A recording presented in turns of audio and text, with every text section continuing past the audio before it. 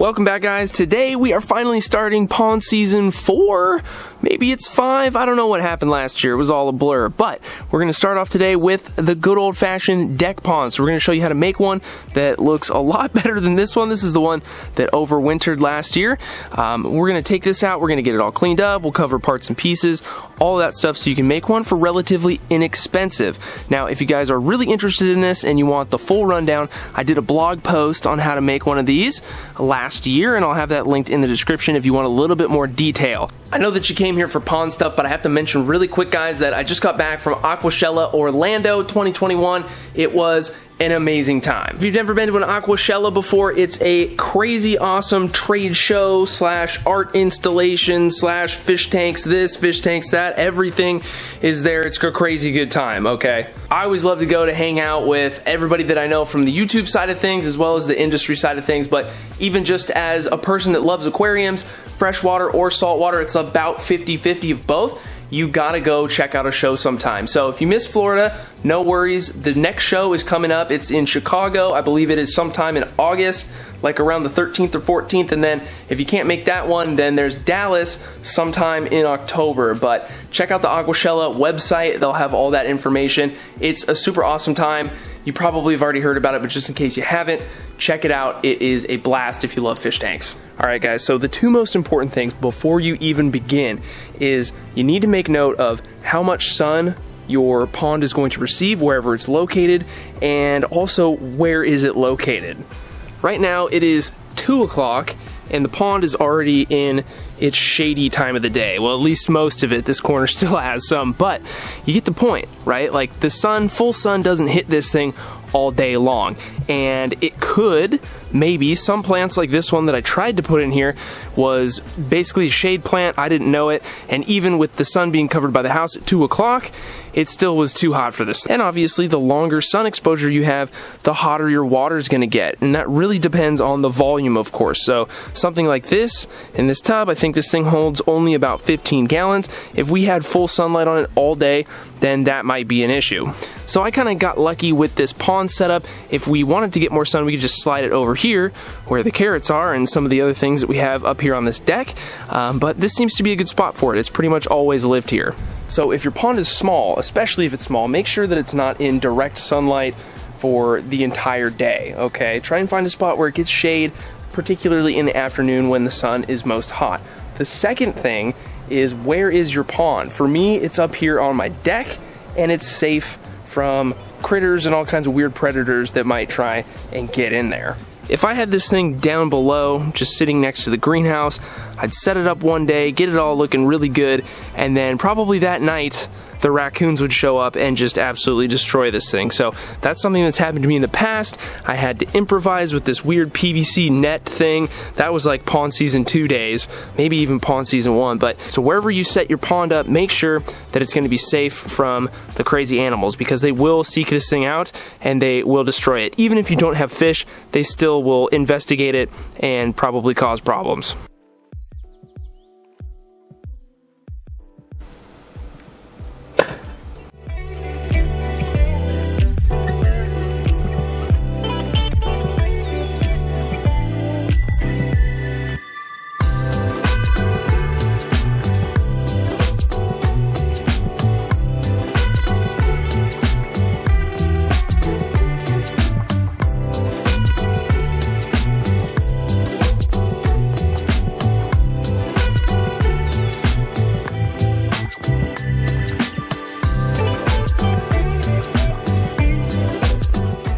The sun is being a little difficult here, guys. Hopefully you can still see this, but what I wanted to mention was that I did make a mistake on this pond.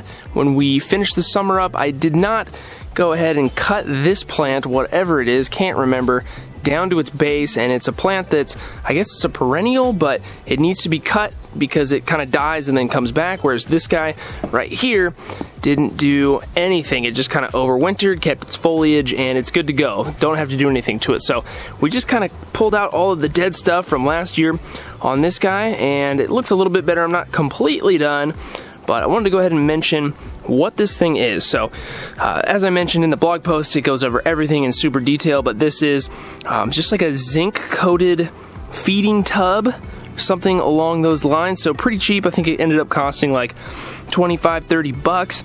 Maybe a little bit more than that, I'm going off of memory here, but not a super expensive thing, and it's great for a little pond. What we need to do now is do a humongous water change on this thing. So I have my little solar pumps, trying to keep them up off the bottom here.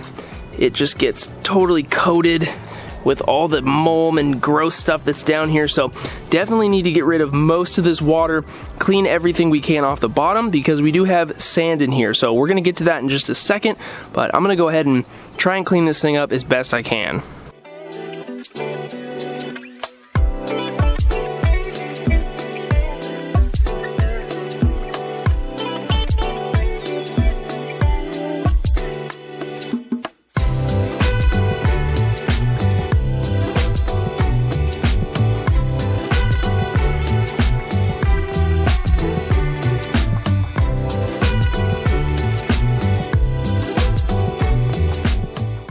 And of course, we almost got to the very bottom, guys, and we got a big rock stuck in our siphon. So I wanted to show you the bottom of this thing, but we didn't quite get all the way down.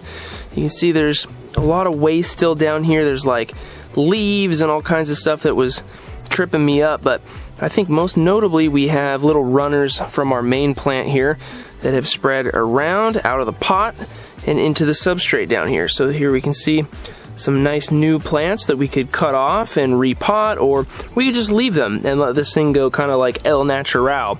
There's another one that sent one way over here.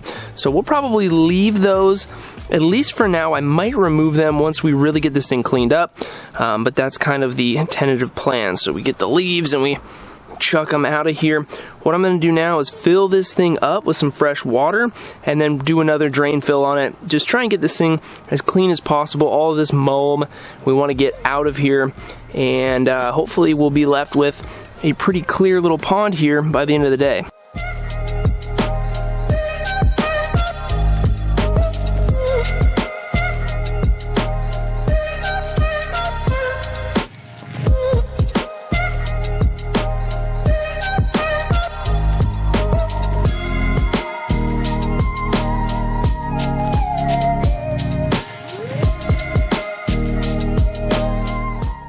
Back out at the little pond, guys. It's about 9 in the morning. I let everything set overnight. You can see just how clear the water is after doing quite a few water changes on this thing, letting it drain, letting it fill at the same time. And we have our little pump over here, solar powered, of course.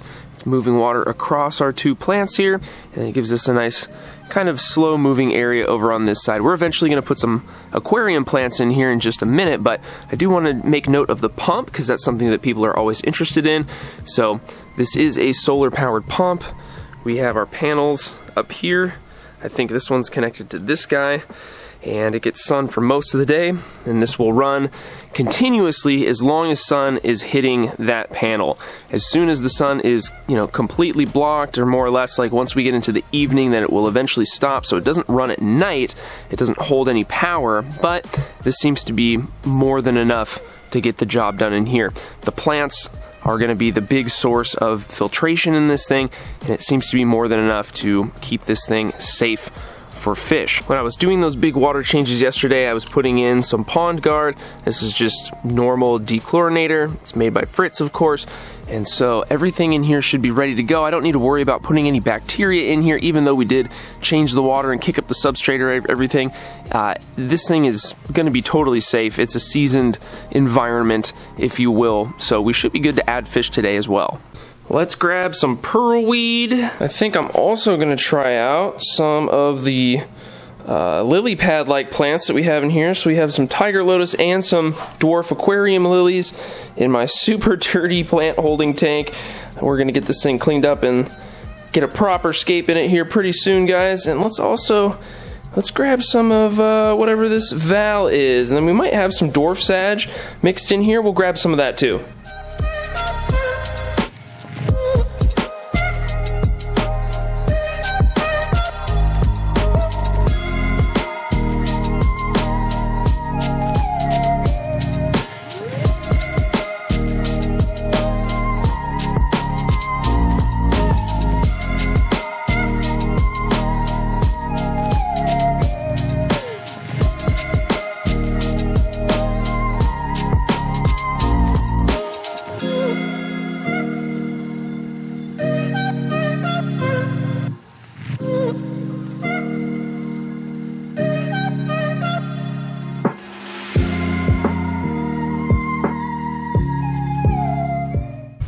Pretty quick and simple, guys. We got our plants in there. That's one of the reasons why I choose to use sand in my mini pond, so that I have the ability to easily plant my aquarium plants.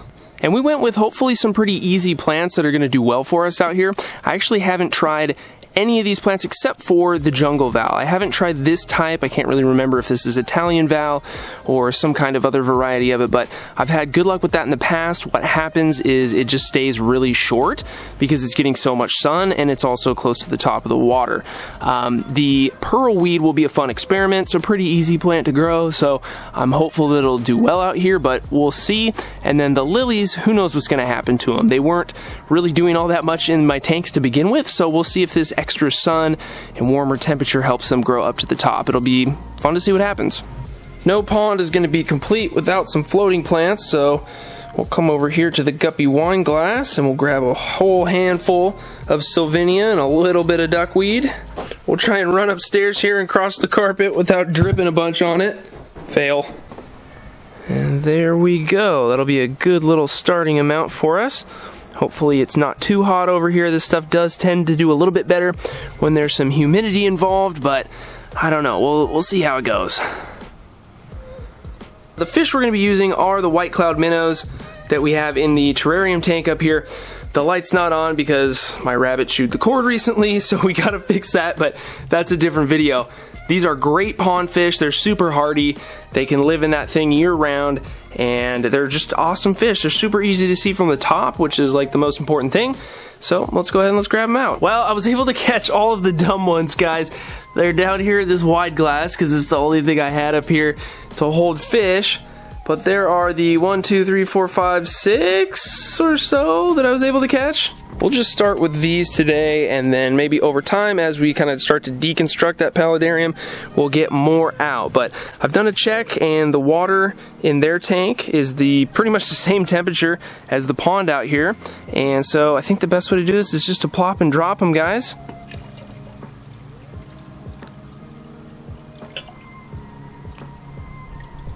There they go.